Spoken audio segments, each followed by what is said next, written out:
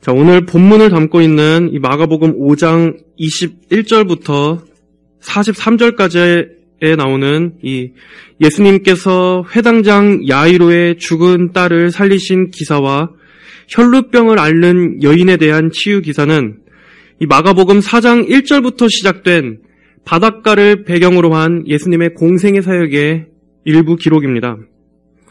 이 마가복음 4장, 5장, 이 단 2장에만도 예수님께서 가르치신 4가지 비유와 4가지 이적이 기록되어 있습니다.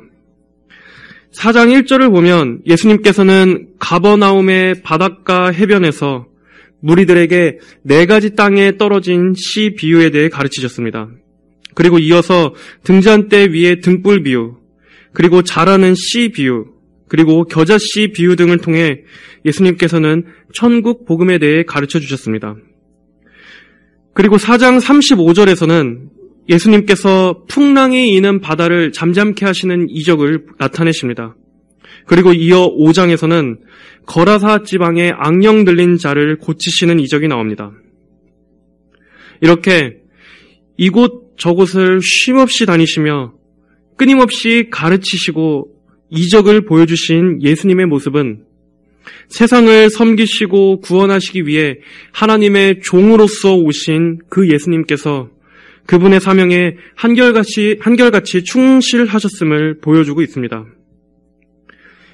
예수님께서는 머리 두실 곳도 없으실 만큼 열악하셨고 파도와 풍랑으로 흔들리는 배 위에서도 잠을 청하실 만큼 고단하셨지만 그럼에도 잃어버린 양들을 구원하시기 위해 가는 곳마다 하나님 나라를 전파하시고 죄인들을 고쳐주셨습니다.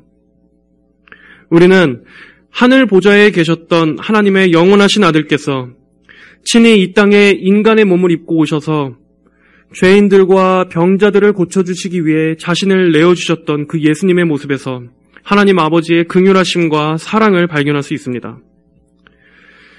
예수님의 발걸음 하나하나는 하나님 아버지의 성품을 보여주시는 것이었습니다. 어둡고 빛이 없는 곳, 고통과 절망이 있는 곳이라고 할지라도 예수님의 발길이 닿는 곳마다 그곳에 참 빛과 참 생명이 베풀어졌습니다. 죄의 짐 아래에 깔린 영혼들을 불쌍히 여기셔서 그들을 생명을 주어 살리시고 어둠에서 빛으로 이끌어내시는 예수님의 사역은 우리에게 하나님 아버지께서는 어떠한 분이신가를 보여주시고 있는 것입니다. 하나님 아버지께서는 풍성하신 생명의 근원이시며 하나님 아버지 안에는 빛과 구원이 있으며 하나님께로 가는 자마다 어둠에서 소망으로 옮겨진다는 것을 예수님께서는 그분의 사역을 통해 몸소 보여주셨습니다. 예수님께서는 항상 많은 무리들 가운데 둘러싸여 계셨습니다. 많은 고통과 어둠 가운데 신음하던 자들이 주님께 구원을 얻기 위해서 앞다투어 나왔고 또 많은 병자들도 예수님께 고침을 받기 위해서 나왔습니다. 그 외에도 예수님을 대적하고 흠잡기 위해서 쫓아다닌 바리새인들 뿐만 아니라 놀라운 소문을 이끌고 다니는 그분이 도대체 누구신가 호기심에 예수님을 쫓아다니던 수많은 군중들도 있었습니다. 비록 대다수의 군중들은 그저 호기심으로 그분을 따랐으나 하나님께서 은혜를 주셔서 그 영혼의 눈을 뜨게 하신 소수의 사람들은 바로 그분이야말로 하나님께서 보내신 유일한 치료자로서 이 땅에 오신 그리스도이심을 보았습니다. 교만하고 완고한 자들에게는 그 눈을 가리셨지만 겸손하고 가난한 자들에게는 그분이야말로 진정한 메시아이심을 보게 해주셨습니다. 자, 오늘 본문 앞전에도 회당장 야이로라는 사람이 예수님 앞에 찾아와 엎드려서 자신의 죽어가는 어린 딸을 살려주시기를 간절히 청합니다. 예수님께서는 즉시 그 간청을 받아들이시고 그와 함께 길을 떠나십니다. 24절에 예수께서 그와 함께 가시는데 큰 무리가 그분을 따르며 애워싸 밀었다. 우리는 예수님께서 과연 어떠한 일을 행하실까 궁금해하며 예수님의 뒤를 따르던 수많은 군중들을 상상할 수 있습니다. 그들은 예수님을 삥 둘러싸서 서로 밀치며 그분의 뒤를 쫓았을 것입니다. 많은 사람들이 있었지만 성경은 그 무리들 개개인을 기록하고 있지 않습니다. 그들은 그저 큰 무리들이라고 불릴 뿐이었습니다. 예수님을 따르고 그분에 대해서 관심이 있고 또 그분에 대한 주제로 왁자지껄 이야기를 나눴을지 모르나 그들은 그저 큰 무리였을 뿐입니다. 많은 사람들이 있었으나 그 모두가 예수님과 관계했던 것은 아닙니다. 예수님의 가르침에 대해서 듣고 또 예수님을 섬기는 무리 속에 속해 있었다고 할지라도 그들은 예수님과 인격적으로 관계를 맺은 것은 아니었습니다. 그들은 그저 구경꾼이었습니다. 물론 그들도 나름대로의 저마다 원하는 목적과 필요가 있었을지도 모릅니다. 어떤 이들은 예수님에게서 단지 기적을 보기 위해서 예수님을 따랐을지도 모릅니다. 또 어떤 이들은 예수님에게서 단지 오병이어 때와 같은 물질적 공급을 기대하고 따랐을지도 모릅니다. 또 어떤 이들은 예수님에게서 정치적인 혁명가의 행보를 기대하고 그분을 따랐었을지도 모릅니다. 그러나 예수님께서 이 땅에 오신 목적과 그들이 예수님에게서 기대했던 목적은 서로 달랐습니다. 그들은 그 기대가 꺾이면 언제라도 쉽게 예수님을 등지고 떠나갈 사람들이었습니다. 본인들이 원하는 기대와 욕망을 채워주지 못하면 언제라도 별 볼 일 없다 말하고 예수님을 멀리할 자들이었습니다. 그런 사람들은 예수님하고는 아무 관련이 없었습니다. 그들은 그분과 한때 잠깐 관계했던 것이 아니라 엄밀한 의미에서는 애초에 단 한 번도 예수님과 제대로 만난 적이 없는 그저 무리 속에 속한 것으로 만족하는 사람들일 뿐이었습니다. 그리고 성경은 그 큰 무리의 군중들에 대해서는 가치 있게 주목하고 있지 않습니다. 그러나 여기에서 단순히 이 큰 무리로 지칭되는 이들 중 사실 누구라도 그들에게 예수님이 필요하지 않았던 사람은 단 한 사람도 없었습니다. 인간 각자는 그 누구나 예수님이 절실히 필요합니다. 많은 사람들이 저마다 다른 삶을 살아가고 있지만 그 속을 들여다보면 저마다 문제가 없는 사람은 없습니다. 개인의 문제든 가정의 문제든 한 사람 한 사람의 삶 속에는 많은 문제와 근심들이 있습니다. 겉으로는 문제가 없어 보이고 평범하게 보이는 사람조차도 그 안에는 그 실상을 들여다보면 그의 마음을 괴롭게 하는 깊은 고통이 있을 수도 있습니다. 그리고 그것은 지극히 당연한 것입니다. 이 세상의 모든 사람들 위에 아담에게로부터 물려받은 저주가 있기 때문입니다. 이 죄의 짐들로 인해서 이 세상의 인간사에는 저마다 말 못할 문제와 고통들이 있습니다. 모든 이들이 각자 근심과 걱정 속에서 또 인생의 절망 속에서 구원자의 손길을 바라봅니다. 누군가 이 지옥 같은 구렁텅이에서 건져내 주기를 소원합니다. 그러나 여러분, 그러한 문제들을 예수님께 갖고 나오지 않는다면 그 모든 고통은 아무 의미가 없습니다. 그 어떠한 고통도 그리스도께 갖고 나오지 않는 이상 그 모든 고통은 그저 죄로 인해 고통과 저주의 열매로 그칠 뿐입니다. 말 그대로 깔려 죽게 하는 죄의 짐, 그 이상의 의미를 지니지 못한 채 끝나버릴 뿐입니다. 많은 이들이 이 근원적인 죄의 짐 아래에 깔려서 괴로워만 하고 있습니다. 자신의 인생을 한탄하고 지나간 삶을 후회하고 비관하면서 또 다른 이들에 대한 원망과 분노로 인생을 살아갑니다. 하지만 그 어떤 고통이라 할지라도 예수님께 가지고 나아온다면 그 고통은 무의미하지 않습니다. 오히려 그 고통 때문에 예수님과 관계하고 예수님을 만날 수 있다면 그 고통은 저주의 열매가 아니라 구원으로 가는 시작이자 통로가 되어주는 것입니다. 그러나 안타깝게도 이 많은 무리의 사람들 중 이들은 그저 예수님을 따라다니기만 했을 뿐 예수님과의 인격적인 만남도 없었고 자신들의 실제적인 문제를 해결해야 한다는 자각도 없이 그저 무리에 속한 자들로 끝나버립니다. 자, 그런데 성경은 그 수많은 무리 속에서 한 여자가 있었음을 주목하고 있습니다. 25절에 그 중에 12해 동안 혈루증을 앓고 있던 한 여자가 있었다. 많은 무리의 사람들이 예수님을 가까이서 따랐지만 이 성경을 기록한 성령께서는 마치 카메라의 줌을 당기듯이 그 많은 무리 속에 한 여자를 기록하고 있습니다. 여기 떳떳하지 못하고 수치스러운 한 여자, 그 누구도 거들떠보지 않는 한 비참한 여자를 기록하고 있습니다. 그 여자는 12해 동안 혈루병을 앓고 있었습니다. 이 혈루병은 지속적으로 하혈을 계속하는 병입니다.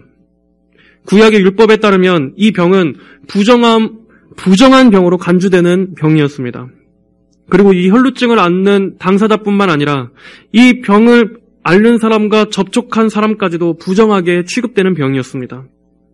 그 여자는 12년이라는 긴 시간 동안 이 병에 시달렸습니다. 이 12, 12란 숫자는 완전을 상징합니다. 이것은 그 여자가 완전한 고통과 완전한 절망 속에서 오랜 시간 고생했음을 보여줍니다. 그 12년은 그 여자의 인생을 바꾸기에 충분할 만큼 긴 시간이었습니다. 사람이 어떠한 한 병으로 인해서 12년 동안이나 고통을 받았다면 그것은 그 사람의 인생과 정신 모두를 다 바꿔버립니다. 그 병이 그 사람을 망쳐버리는 것입니다. 이 부정한 병으로 인해서 몸과 마음이 겪었을 고통, 또 그 병으로 인해서 받았을 사회적인 핍박과 배척, 소외감들은 그 여자의 정신과 마음, 삶 자체를 말도 못할 정도로 고통스럽게 만들었을 것입니다. 26절에 많은 의사들에게 많은 괴로움을 당하고 모든 재산을 소비하였으나 아무 소용이 없었고 도리어 점점 더 악화되어 가던 중에 그 여자는 많은 노력을 했지만 오히려 결과는 점점 더 악화되어 갔습니다. 많은 의사를 찾아가고 인간적으로 할 수 있는 모든 방도는 다 찾아서 해보았지만 결국 남은 것은 수중에 가진 모든 재산도 다 날려버리고 몸은 몸대로 악화된 최악의 상황이었던 것입니다. 거기에 모든 시도가 끝난 데서 오는, 실패로 끝난 데서 오는 그 실망감과 좌절이 그녀의 마음을 더 절망스럽게 만들었을 것입니다. 이 혈루병을 앓는 여인, 아무리 노력해도 도저히 고칠 수 없는 이 불치병에 걸려버린 이 여인, 이것은 죄인의 근본적인 상태를 보여줍니다. 거듭나지 못한 아담의 모든 후손은 이처럼 그 어떠한 의사도 고칠 수 없는 질병에 걸려 있습니다. 그나마 완화해서 말해서 질병이지 실상은 예수님을 믿지 않는 모든 사람은 죄와 허물로 죽어 있습니다. 죽어 있는 이 존재는 근본적으로 생명을 공급받지 않고서는 살아날 수가 없습니다. 죽음에서 일으키시는 하나님의 생명이 없이는 그 어떤 방법으로도 소생할 길이 없는 것입니다. 그러나 영적으로 눈멀고 죽어있는 이 죄인은 안타깝게도 자신이 죽어있다는 자각조차 하지를 못합니다. 물론 그는 자신 안에서 어떤 근본적인 병이 있다고 인지할 수 있을지 모릅니다. 혈루병을 앓고 있던 이 여인처럼 자신에게서 끊임없이 부정함이 나오고 있다는 것은 인식할지 모릅니다. 그러나 그 병의 원인은 도저히 알 수 없습니다. 그러한 증상을 해결해 보려고 많은 의사도 찾아가 봅니다. 자신의 병을 고치기 위해서, 자신의 부정함을 씻기 위해서, 자신의 삶을 더 낫게 만들기 위해서, 그리고 자신의 근본적인 문제를 해결하기 위해서 많은 이 세상의 의사들, 돈과 성공과 신분 상승과 좋은 학벌과 좋은 배우자, 좋은 안락한 환경과 상황이라는 이러한 의사들에게 찾아간다면 그는 그 근본적인 영혼의 혈루병을 고칠 수 있을 것이라 생각합니다. 어떤 의사는 철학이라는 약을 처방합니다. 어떤 의사는 심리학이라는 치료를 제안합니다. 어떤 의사는 종교를 통한 심신의 안정과 수행을 권합니다.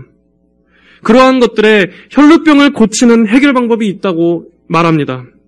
그러나 많은 시간과 노력을 허비해도 근본적인 해결은 되지 않습니다. 여기저기 좋다는 것은 다 쫓아보고 좋다는 정보와 소문은 다 듣고 쫓아보았지만 결국 모두가 실패입니다. 아무 소용이 없습니다. 오히려 점점 더 악화가 됩니다. 더 나아지기는커녕 삶에서 더러운 죄의 부정함이 계속해서 배어나옵니다. 시간이 지나고 나이가 들수록 죄의 악취가 더 풍겨나옵니다. 성경에서 병은 근본적으로 죄의 결과입니다. 아담의 범죄 이후에 인류에게 찾아온 죄의 결과 중에 하나가 바로 이 육신의 질병입니다.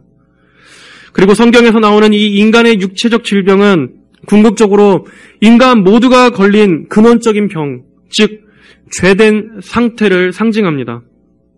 모든 인간은 죄라는 영혼의 혈루병에 걸려있는 상태입니다. 그리고 죄와 허물로 죽은 인간은 그 어떤 의사로도 인생 위에 드리워진 이 저주와 어둠을 해결할 수 없습니다.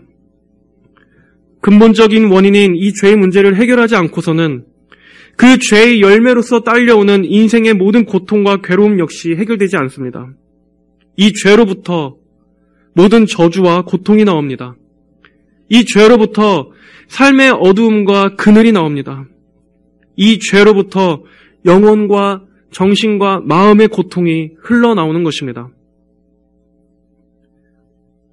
그러나 복음은 이 죽을 죄를 고치시기 위해서 이 땅에 하나님의 아들이신 예수님께서 오셨음을 말해주는 소식입니다.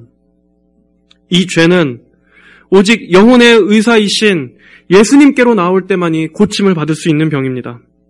다른 누구도 아니고 다른 어떤 의사도 아닙니다. 의인이 아니라 죄인을 구하러 오신, 건강한 자가 아니라 병든 자를 고치러 오신 우리 주 예수 그리스도만이 이 인간의 근원적인 문제를 해결해 주실 수 있는 유일한 분이시라는 소식이 바로 복음인 것입니다. 그 혈루병 앓는 여인은 예수님에 대한 소문을 들었습니다. 그분께서 손 마른 자를 고쳐주시고 악령 들린 자에게서 귀신을 내쫓아 주셨다라는 소식을 그녀는 들었을 것입니다. 즉, 그녀는 복음을 들었습니다. 이 여자는 그동안에는 많은 의사에게 실망했지만 예수님만은 다르다고 믿었습니다. 예수님께서는 그녀를 고치실 수 있는 생명의 능력이 있으신 분임을 그는 믿었습니다. 물론 그녀의 믿음은 확신 있고 담대한 믿음은 못 되었을지도 모릅니다. 그러나 비록 그것이 아주 작은 믿음이었다 할지라도 이 여자는 자신의 말 못할 고통을 그대로 끌어안고 있지 않고 그 문제를 예수님과 연결짓습니다. 27절에 예수님에 대한 소문을 듣고 무리가 가운데로 들어와서 뒤에서 그분의 옷을 만졌다. 이는 그 여자가 생각하기를 내가 이분의 옷만 만져도 나을 것이다 라고 생각하였기 때문이다. 그녀는 그저 무리들 가운데 있는 것만으로는 만족할 수 없었습니다. 멀찍이 뒤떨어져서 그저 멀리 떨어진 채로 예수님을 뒤따르는 것만으로는 아무 소용이 없음을 그녀는 알았습니다. 그 여자는 예수님을 만져야 했습니다. 그분이 아니라면 더 이상의 자신을 고쳐줄 의사도 더 이상의 회복을 기대할 기회조차 없었기 때문에 비록 그녀의 믿음은 작았지만 그녀의 절박함은 컸습니다. 물론 그 여자가 예수님께 나아가는 것에는 어려움도 따랐습니다. 당시에는 이 사회적인 관습상 여자가 남자에게 특히 그 신체에 접촉하기 위해서 접근하는 일은 금지되어 있었습니다. 더군다나 그녀는 부정한 병에 시달려 있었습니다. 많은 사람들 사이에서 버젓이 돌아다닐 수 없었던 병이고 또 격리되어서 몰래 숨어 지내야 하는 병이었기 때문에 또 그래야 하는 자신의 상황이었기 때문에 그녀는 자신을 수많은 무리 속에 감춰야 했습니다. 하지만 그런 위험을 무릅쓰고서라도 그 여자에게는 절박하고 간절한 믿음이 있었습니다. 간절한 필요가 있었습니다. 그리고 예수님께서 능히 고쳐주실 수 있는 분이라는 확고한 믿음이 있었습니다. 그것은 그 여자가 예수님의 옷만 만져도 나을 것이라고 생각한 것을 보면 알 수 있습니다. 그리고 그녀는 몰래 손을 뻗어 예수님의 옷깃에 손을 스쳤습니다. 여기에서 사용된 단어는 그녀가 예수님의 옷자락을 붙잡고 있었다는 단어가 아닙니다. 단 한 번 스치듯이 그 손이 옷가에 댄 것을 말하고 있습니다. 그녀는 크고 담대하게 자신만만하게 예수님을 붙잡지는 못했었지만 그럼에도 예수님께 접촉했습니다. 그러자 어떻게 되었습니까? 우리 29절을 다 같이 한번 읽어보겠습니다. 29절입니다. 그러자 즉시 그 여자의 출혈의 근원이 말라 병이 나은 것을 그 여자가 몸으로 느꼈다. 생명이신 예수님께 접촉하자 그녀를 그렇게 고통스럽게 만들었던 그 출혈의 근원이 멈추고 그녀의 병이 즉시 나았습니다. 힘들고 오랜 수행의 결과도 아니었습니다. 그녀 자신의 엄청난 노력과 수고에 의한 것도 아니었습니다. 생명이시자 구원자이신 예수님께 접촉하자 그 즉시 그 병의 뿌리가 한순간에 나은 것입니다. 그러자 예수님께서는 그분 자신에게서 능력이 나간 것을 아시고 무리 중에서 그분에게 손을 댄 자가 누구신지를 물으십니다. 무리 가운데에서 돌아서며 말씀하시기를 누가 내 옷에 손을 대었느냐 하시니 물론 예수님께서는 누가 그분에게 손을 대었는지 당연히 아셨습니다. 하나님의 영원하신 예정 가운데 구원과 은혜를 입을 영혼이 누군지 하나님의 아들께서 당연히 모르실 리가 없으셨습니다. 그러나 예수님께서는 그렇게라도 그 여자를 이 공개적으로 불러 세우신 것은 그동안 부정함과 수치로 인해서 평생을 은둔에 숨어 지내야 했던 그녀의 그 부끄러움이 이 공개적인 자리에서 이제 깨끗하게 씻김 받았음을 선언해 주시기 위한 목적이셨습니다. 그리고 예수님께서는 너무나 놀라하면서 또 한편으로는 여전히 두려워하고 있는 그 여자를 불러서 다정하게 말씀하십니다. 34절에 딸아 내 믿음이 너를 구원하였으니 평안히 가라. 그리고 내 병에서 놓여 건강하여라. 그녀는 오랜 시간 동안 누구에게서 사랑을 받아본 적이 없었습니다. 이 부정한 병을 갖고 있었던 이상 가족들마저도 그녀를 떠나 함께 살 수 없었을 것입니다. 아주 오랜 시간 동안 아무도 그녀에게 사랑과 긍휼을 가지고 대해준 사람은 없었습니다. 모두가 그녀를 피하고 저주받은 인생이라고 손가락질하며 그녀를 멀리했었을 것입니다. 그러나 예수님께서는 마치 아버지가 사랑하는 딸에게 말하듯이 그 여인을 딸아라고 불러주십니다. 그리고 이것은 예수님 안에서 우리를 바라보시는 하나님 아버지의 마음입니다. 부정하고 더러운 존재였지만 그리스도 안에서 더러운 우리를 깨끗하게 씻어주신 후 우리의 출혈의 근원을 고쳐주신 후 악하고 추악한 죄덩어리였던 우리들을 자녀로서 불러주시는 것입니다. 또한 예수님께서는 내 믿음이 너를 구원하였다라고 말씀하십니다. 물론 그녀를 구원한 건 그녀의 믿음 자체가 아니라 하나님의 전능하신 능력이자 주권적인 은혜였습니다. 그럼에도 예수님께서는 그녀의 그 작은 믿음을 칭찬해 주셨습니다. 비록 그 믿음이 아주 작고 또 여전히 두려움을 가진 믿음이었다 할지라도 예수님께만 접촉한다면 그 믿음은 구원 얻기에 충분함을 가르쳐 주신 것입니다. 예수님께서는 그녀에게 평안히 가라 그리고 내 병에서 놓여 건강하여라 라고 축복의 말씀을 해주셨습니다. 예수님께서는 그녀의 육체만 고쳐주신 것이 아니라 그 여자의 영혼과 마음, 전인을 고쳐주셨습니다. 즉 그녀의 마음에는 평안을 주시고 그녀의 몸은 병에서 즉 죄의 결과에서 놓이게 해주시고 또 그녀에게 근원적인 영혼의 건강, 자녀로서의 복된 삶을 이 모두를 선언해 주셨습니다. 자, 이렇게 많은 무리들 가운데서 아무도 주목하지 않았던 한 여자의 이 작지만 절박했던 그 믿음의 접촉이 그 여자를 평생 괴롭게 했던 고통에서 건져준 복이 되었다는 것을 우리는 보게 됩니다. 여러분, 우리 역시도 우리의 손을 뻗어 이 생명이신 예수님께 접촉해야 합니다. 여러분은 군중 속에 있는 믿음으로 만족하지 마십시오. 어쩌면 우리 중 누군가는 이 교회라는 군중 속에서 예수님을 따르는 것에 만족하는 사람이 있을 수도 있습니다.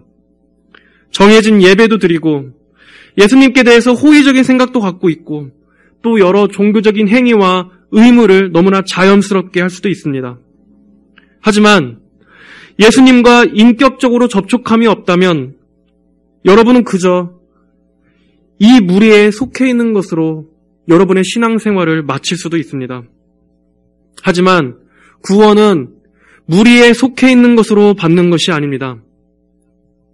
교회라는 울타리 안에 들어왔다는 것으로 그 무리 안에 속해서 예수님을 뒤따랐다는 것만으로도 구원을 받을 충분한 이유가 되는 것은 절대 아닙니다. 구원은 철저히 개인적이며 예수님과 인격적인 관계로서 만나야 하는 것입니다. 그러므로 여러분은 이 여인과 같은 간절함을 가져야 합니다. 예수님과 개인적이고 인격적인 접촉이 이루어지기를 사모해야 합니다. 이 여인 앞에 놓인 상황처럼 많은 무리들이 밀치고 나 같은 존재를 주님께서 귀하게 보실까 하는 이러한 의심이 든다 할지라도 그럼에도 그분의 옷깃에 손만 대어도 나는 나을 것이다라는 이 믿음으로 예수님께 믿음의 손을 뻗쳐야 합니다. 물론 이 여인에게도 많은 믿음의 장애물이 있었습니다. 이리 치이고 저리 치이고 예수님께로 나아가는 것을 가로막는 수많은 군중들, 또 그녀가 병자라는 것이 알려지면 그 많은 무리들로부터 공개적으로 받게 될 수치들, 그리고 그녀 자신을 더 위축되게 만드는 자신을 오랜 시간 동안 짓눌렀던 그 어두워진 그 병자라는 자아 등 이렇게 외부적으로나 내부적으로 그녀가 예수님께 담대하게 나아가지 못하도록 방해하는 많은 회방이 있었습니다. 마귀는 우리가 예수님께 나아가지 못하게 수많은 불신과 염려로 가로막습니다. 우리 자신의 부정함, 우리 자신의 죄를 우리의 눈앞에 크게 보이게 하는 것입니다. 예수님마저도 받아주실 수 없을 만큼 더럽고 실패했고 완전히 구제불능 쓰레기 같은 우리 자신만을 보게 합니다. 그래서 도저히 예수님을 향해서는 손가락 하나 내밀 수 없게끔 만드는 것이 마귀가 하는 일입니다. 그러나 여러분, 기쁜 소식이 있습니다. 복음은 바로 그런 버림받은 사람들을 위한 소식이라는 것입니다. 그런 절망에 빠져 있는 자들을 위한 소식입니다. 복음이 주어진 이유는 바로 우리 같은 구제불능, 회복불능의 죄인들이 있기 때문입니다. 성경에 기록된 예수님께 고침받았던 많은 사람들은 모두 다 무능력하고 무자격자들이었습니다. 그들은 스스로 할 수 있는 것이 아무것도 없었습니다. 그들은 아무런 힘이 없는 자들이었습니다. 그들은 다리가 불구라서 스스로 걸어 나올 수 없었고 눈먼 맹인이라서 스스로 볼 수 없었습니다. 안진뱅이라서 누가 옮겨주지 않고서는 도저히 한 발자국도 그 자리에서 이동할 수 없었던 자들이었습니다. 그러나 그들을 살리신 것은 예수님이셨습니다.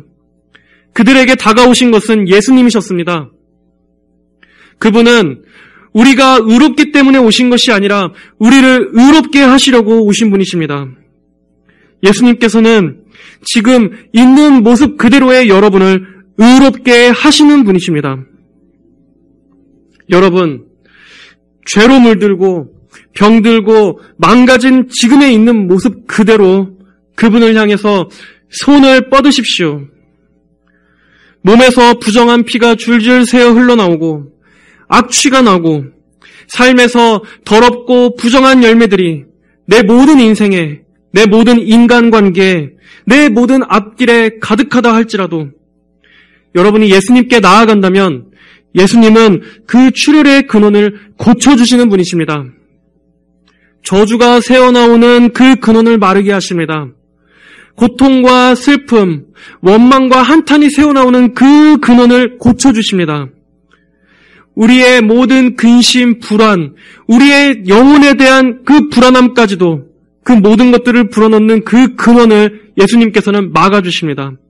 그리고 최종적으로 그 모든 병의 결과인 사망과 심판의 형벌에서 우리를 건져내 주십니다. 그러므로 이 예수님과 인격적으로 접촉하기를 간절히 원하십시오. 믿음의 손을 뻗으십시오. 비록 그것이 아주 겨자씨만한 작은 믿음이라 할지라도, 그리고 여러분이 뻗은 그 손가락이 예수님의 옷 끝자락에 아주 살짝 스친다 할지라도 여러분이 그분을 간절히 소원하고 갈망한다면 예수님께서는 걸음을 멈추시고 그분을 향해서 손을 내민 여러분을 보실 것입니다. 여러분은 아마 지금까지 믿으려고 많이도 애써 오셨을 것입니다. 그러나 소망의 소식이 있습니다. 오늘의 이 고침을 받은 이 여인은 큰 믿음의 소유자도 아니었고 호의를 입을 만한 그 어떤 자격도 없었던 여인이었음을 기억하십시오. 하지만 그런 그녀에게도 군중 속에 비집고 들어가서 뒤돌아 계신 예수님의 옷 끝자락을 향해서 손을 내밀고자 하는 그 절박함은 있었다는 것을 여러분은 기억하십시오. 만약 여러분에게도 이 절박함만은 있다면, 크고 담대한 믿음은 없지만 이 절박함은 있다면 생명의 구원이신 예수님을 향해서 손가락 끝만이라도 내뻗으시기를 바랍니다. 로마서 5장 6절은 이렇게 말씀하고 있습니다. 우리가 아직 연약할 때 그리스도께서 정해진 때가 되어 경건하지 않은 자를 위하여 죽으셨다. 이 말씀은 우리가 거룩할 때, 우리가 강건할 때, 우리가 자격이 있을 때, 우리가 의로울 때라고 말씀하시지 않습니다. 우리 안에서 믿음이 충만하고 구원받았다는 느낌이 확신이 들 때라고 말하지 않습니다. 오히려 우리가 아직 연약할 때라고 말하고 있습니다. 이 연약하다고 해서 마치 우리가 어느 정도 작은 힘이 남아있을 때를 말하는 것이 아닙니다. 이 말은 완전히 무력하고 완전히 무능한 것을 말하는 것입니다. 우리가 완전히 철저하게 무력할 때 예수님께서 누구를 위해 죽으셨다고 말씀하고 있습니까? 경건하지 않은 자를 위해 죽으셨습니다. 12년 동안 고통을 주었던 이 혈루병이 예수님 안에서 구원과 새로운 생명을 얻는 그 은혜의 통로가 되었듯이 여러분의 고통과 여러분의 무능함과 여러분의 좌절을 그대로 머물게 하지 마시고 예수님께 나아가는 계기가 되게 합시다. 오히려 우리의 무가치함과 우리의 무능한 모습 그대로 저기 앞에 걸어가시는 그 예수님을 향해서 손을 뻗읍시다. 예수님을 바라보고 예수님께 손을 뻗을 때 예수님께서는 그 여러분의 삶의 출혈의 근원을 마르게 하시고 우리에게 평안을 주시는 유일한 치료자로서 은혜를 베풀어 주실 것입니다. 삶의 근원적인 고통의 원인을 모르시면 예수님의 옷자락을 붙잡으십시오. 예수님은 우리의 고통의 근원을 누구보다 잘 아시는 훌륭한 의사이십니다. 그리고 그 출혈의 근원을 마르게 해주실 수 있는 유일한 치료자이십니다. 그분께 나아가십시오. 한 주간 예수님과 인격적으로 접촉하시고 또 예수님과 인격적으로 교제하시는 귀한 삶이 되시기를 주의 이름으로 간절히 축복합니다. 다 함께 기도하겠습니다. 살아계신 하나님 아버지 감사합니다. 12해 동안 혈루병을 앓음으로 고통받고 있는 이 여인에 대한 말씀을 살펴보았습니다. 아버지, 너무나 잘 알려져 있고 또 너무나 친숙하고 익숙한 이 말씀들이지만 아버지 하나님, 우리에게도 이 여인과 같은 이 삶의 근원적인 고통, 또 우리를 힘들게 하는 그 우리 안에 죄의 출혈, 죄의 부정함이 있음을 우리 또한 고백합니다. 아버지 하나님, 말 못할 고통으로 인해서 여전히 이러한 신음으로 눌려있는 영혼들이 있다면 하나님, 오늘 이 혈루병 앓은 여인의 이 작지만 절박한 믿음을 바라보고 아버지, 이 말씀이 누군가에게 구원으로 가는 길이 될 수 있도록 하나님 역사하여 주시옵소서. 감사드리며 살아계신 우리 주 예수님의 이름으로 기도하였습니다. 아멘.